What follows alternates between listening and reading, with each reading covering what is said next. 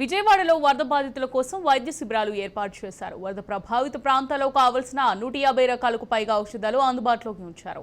గత కొన్ని రోజులుగా సేవలు అందిస్తున్నారు. చాలా మంది జ్వరాలు చాలా రోజుల నుంచి వరద నీటిలో ఉండడంతో కాళ్లు పాచి ఉండడం, అదేవిధంగా ఎన్నో రకాల రోగులకు వైద్య సేవలు అందిస్తున్నారు. ముందుగా వారి పేరు నమోదు చేసుకున్న తర్వాత వారి ఆరోగ్య పరిస్థితి వివరాలు కనుక్కొని వారికి కావాల్సిన ఔషధాలు అందజేస్తున్నారు.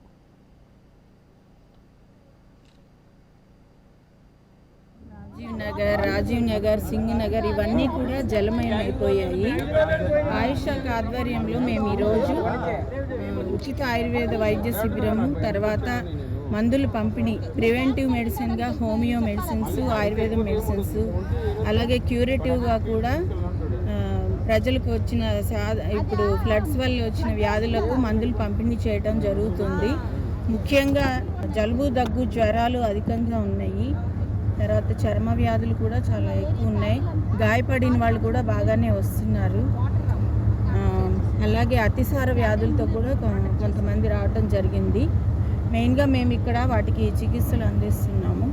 ఇంకా బాగా సీరియస్ అనుకున్న వాటికి హయ్యర్ సెంటర్స్కి రిఫర్ చేయటం జరుగుతుంది, పెద్ద ఆసుపత్రులకి. ఆయుష్ శాఖ ఆధ్వర్యంలో మేము ఈరోజు హోమియో మందులు, ఆయుర్వేద మందులు వివిధ ప్రాంతాల ప్రజలకు అందజేయడం జరుగుతుంది. కేంద్ర రాష్ట్ర ప్రభుత్వాల సహకారంతో ఆయుష్ శాఖ ఈ కార్యక్రమం నిర్వహించడం జరుగుతుంది. ధన్యవాదాలు. కేంద్ర రాష్ట్ర ప్రభుత్వ సహకారంతో ఆయుష్ శాఖ వారు మనకి ఫ్లడ్ రిలీఫ్ క్యాంప్స్ అన్ని నిర్వహిస్తున్నారు.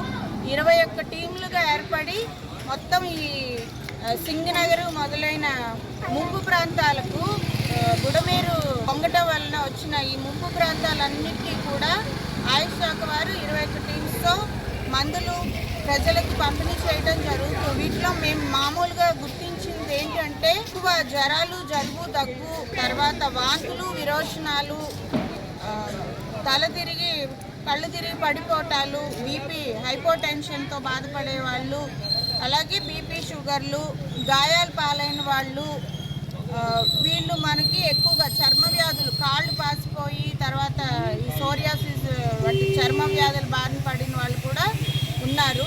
మెయిన్గా ఈ వరద బాధితులకు సేవ చేయడానికి విడిగా మేము ఫ్లడ్ మెడిసిన్స్ ఆయుష్ శాఖ నుంచి తీసుకురావడం జరిగింది. ఈరోజు ఇక్కడ ప్రాంత ప్రజలకి చాలా ఉపయోగపడింది. చాలామంది ఈరోజు ఈ ప్రాంత ప్రజలు అందుకోవడం జరిగింది.